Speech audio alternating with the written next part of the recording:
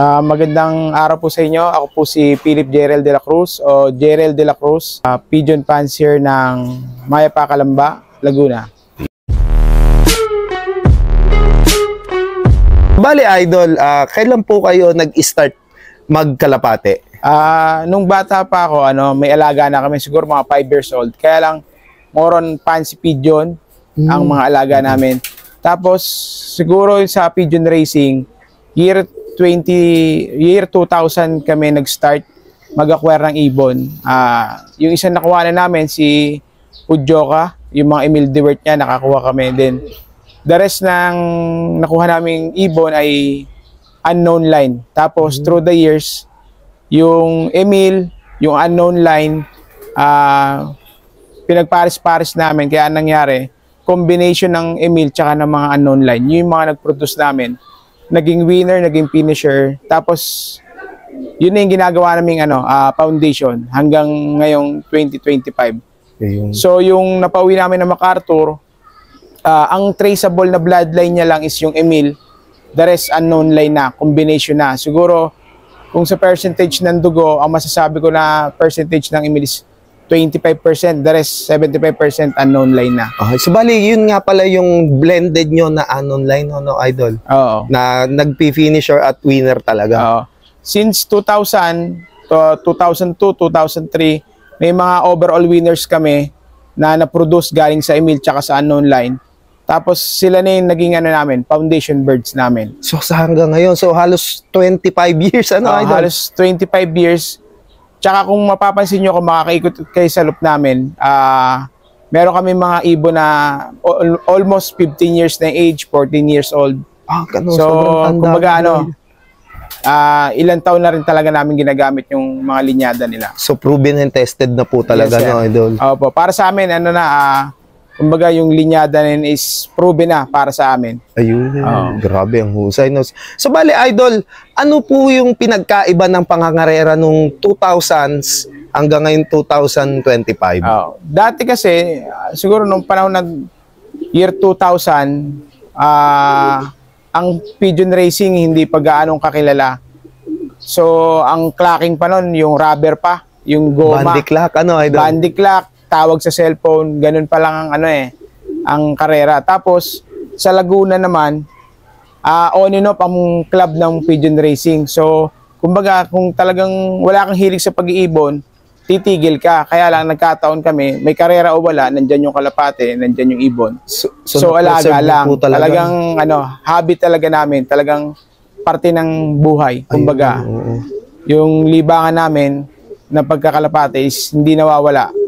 May karera o wala, manalo, matalo, nandiyan lang yung mga ibon. So, nandun na talaga yung pagmamahal sa ibon, Opo, sir. Ganun po yung ginawa namin. Ganun po yung naging kinalakihan ko, sir. Ayun. So, talagang part of the family, kumbaga, yes, Idol? Yes, sir.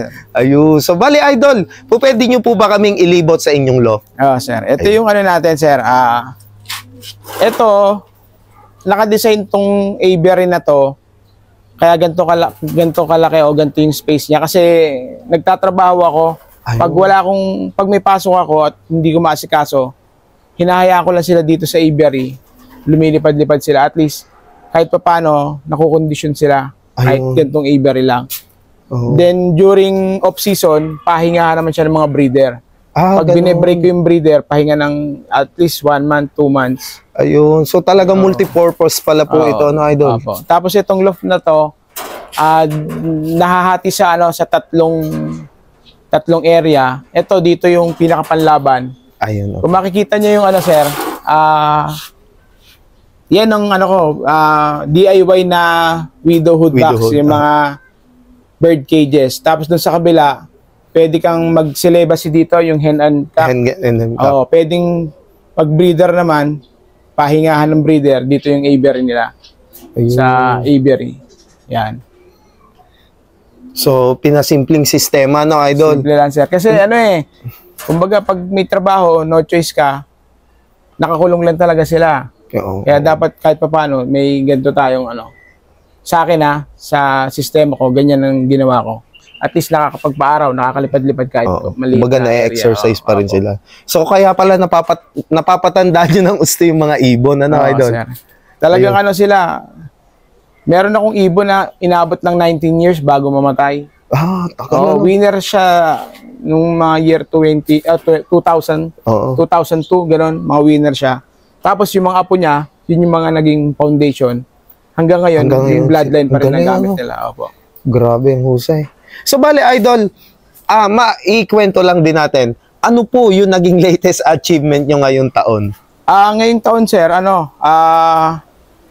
sa APRA Club, nag-11th overall ako, complete clocking. Siya na rin yung nilaban ko sa PHA National MacArthur Race, solo clocker po Solo siya. clocker, grabe. So, bali si Idol nga pala, siya yung solo clocker ng South Sector. So, Opo. napakabigat ng achievement na kinubra ngayon nito ni Idol. Opo. So, bali Idol, nandito po ba yung ating overall champion? Opo. Ngayon, nandito siya sa pahingahan. Ayun. Ayun. Ayun. So, pwede po ba Opo. nating makuha, Sige, Idol, pwede. para ayun? So, ito yung 11th overall YB sa APRA. Complete clocking din siya. Tapos, siya din yung solo clocker South Sector ng PHA National Race. Ayun, grabe. MacArthur National Race. Grabe. Ito yung ang ibon. husay. Grabe, may taka pa. Fresh na, Idol. Ayan. So, Idol, nung ikinakarera mo siya, ano yung mga naging experiences mo sa kanya? Bale, to sir yung date nung MacArthur, yung pinaka-release date, Mm. minarkahan ko sa kalendaryo. Ako, kasi nakamotivate siya, nakapare siya. Yung motivation ko sa kanya, pinaitlog ko siya. So, okay. nagbilang ako ng araw, pabalik, para yung date ng hatch ng itlog niya, sasakto Sasakto sa arrival ng MacArthur. subali talagang Idol. Kumbaga natural system. Natural system, tama sir. Tapos, siguro last 1 week o last 5 days nung mismong loading ng MacArthur, siya sir, yung pakpak niya, pumutok to, nasira to, kumbaga naputol, Ayun nga, dumugo. medyo bitin yung isa, Idol. Oo sir. Ito, bagong tubo na to. Kaya lumipad siya nung MacArthur, 9 plates lang. Husay. Kumbaga, siya, nagulat ako, yung dumugong pakpak, naputol. Kinabukasan, naputol na din yung isa. Kaya ang naging thinking ko, kung parerondahin ko pa siya sa last 5 days na natitira before loading, hindi na siya makukondisyon kasi nadugo yung pakpak. Nadugo, masakit. So, sabi ko, simula nung nakita ko yung pakpak niya dumugo, hindi ko na pinaronda. So bali nasa loob na lang Nasa siya? loob lang siya. Talagang natural na doon lang siya. Kumbaga, kain. Pahinga lang talaga. Ayun. So bali, Idol, ano siya, nung kinakarero mo, itinotos nyo rin po ba siya sa preparation nyo? Ang naging ko dito, wala akong naging mid-toss nito. Wala. Wala akong parang naging pang-condition at tune-up sa kanya. Kasi, Talagang natural na natural talaga. Hinayaan ko lang siya kasi Kumbaga sariling lipad lang. sariling lipad niya lang. Grabe. Walang toss. Ang galing. Talagang lang, hinayaan ko lang siya na natural niyang conditioning sa katawan niya. Grabe, ang husay,